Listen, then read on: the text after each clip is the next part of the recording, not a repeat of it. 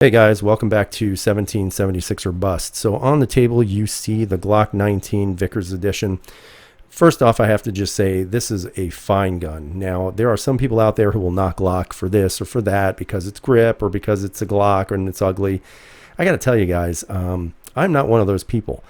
Now, I've had several Glocks in the past. I've had a 17, a couple of 19s, a 26, and I've always really liked the platform, but sometimes I wanted to drift away from it because I felt there were better offerings out there on the market, so to speak. So when I eventually sold all of them, obviously I always felt that there was a hole in my life with no Glock. So I went ahead and got this one, and boy, am I glad that I did. This is a fine shooting firearm. There's a lot of little things about this gun that I think stand out to me that really, really, in my opinion, personify that idea of Glock perfection. Now, I was going to pick one feature of this handgun, and I'll probably pick two. But if I was going to pick one feature of this handgun that to me made this gun so much fun to shoot, it actually is the grip texture. The RTF texturing on this grip is just really, really good. You can see as I get a little bit closer in the camera, it's sort of like a rough sandpaper, but it's not too raised. So it's not an uncomfortable hold. And more importantly, it's not uncomfortable when it's against your skin. I mean, it's actually, pretty nice. Now, the second best thing about this handgun, besides the RTF grip texture, are actually the sights on this thing.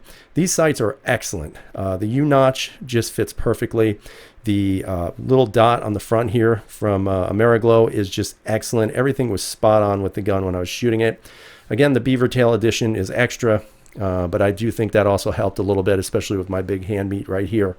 Now, of course, shooting the gun was very enjoyable. I ate 250 rounds through this gun for that day. I was actually going to shoot it versus the PPQ, or not the PPQ, but the P10. Unfortunately, my P10 had some malfunctions that day, but I'll get into that at some other point. Yeah, it was kind of an odd day for that gun. But nonetheless, I did shoot this, and I shot it really side by side with the Steyr, which in my opinion is just one of the best shooting guns made today that nobody really knows about.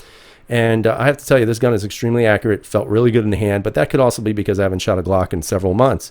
But nonetheless, Glock made a winner when they made this gun. Again, it's based off the Gen 3 platforms.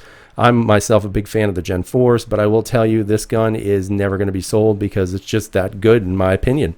The trigger, it's a typical Glock trigger, a little bit heavy. I will tell you, I was jumping the trigger a little bit. Once you shoot a Steyr and you go to this, you'll realize that the Steyr trigger is just so much smoother than this Glock. While the Glock trigger is a nice trigger, and all the guns are checked, by the way, before I shoot.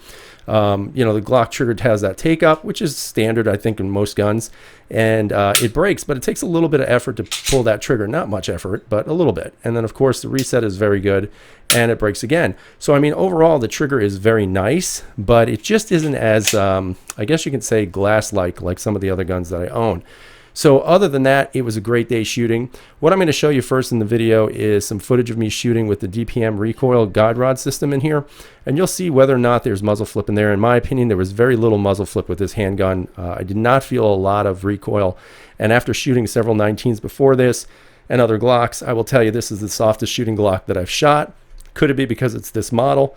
Maybe. Could it be because I have the system in it? Maybe. Honestly, I couldn't really tell you. I just felt very comfortable shooting this handgun. So let's take a look at that footage. So really quickly on this clip, what you're seeing is everything slowed down to 0.25 speed, so a quarter speed of the actual video. So you determine whether or not you think there is lack of recoil. I would tell you that just shooting the gun, I have to say it was very, very light on the recoil. And at the end, you can see the target. I had obviously some loose shots, but everything is generally in the middle, so I was very pleased with the results.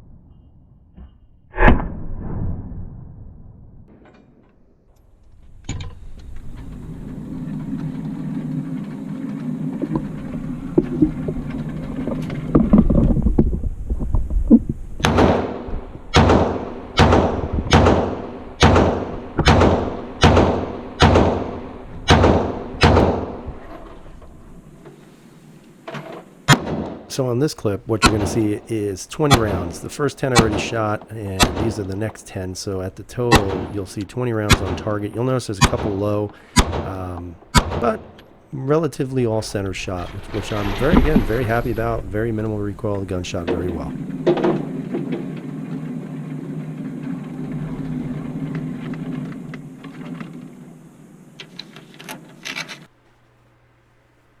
So overall, the Vickers Glock 19 is just a fantastic firearm. Overall, very happy with the way it shot. Very happy with the way it handled. Everything was on shot, on target, where it really needed to be. And to be honest with you guys, you know, looking at the gun overall, very pleasantly surprised on how well it shot, and very pleasantly surprised that there were no malfunctions. Interestingly enough, I didn't even oil the gun before I took it. I just took it right out of the box and shot it, and I had no malfunctions whatsoever. So in my opinion, whatever that means, I have to say this is an excellent handgun. So I hope you guys enjoyed the review. Hopefully you have a great day out there. Hopefully you're staying safe. And as always, freedom is never free.